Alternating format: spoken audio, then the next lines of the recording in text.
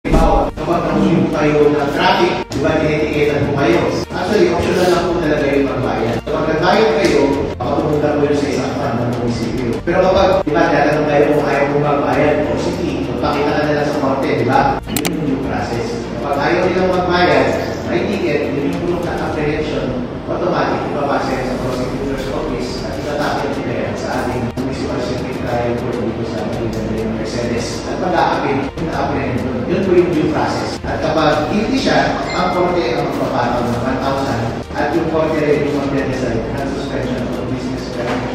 So, hindi po yung barangay captain at hindi po yung barangay council at hindi po yung SB ang mag-dispense ng due process. So, every time po na may penalty, ang ating ordinansa, ang mag-dispense ng due process ay ang judiciary sa mga ordinansa ng jurisdiction yan ay ating course of first instance sa ating bayan ang magiging naman sa municipal city trial court.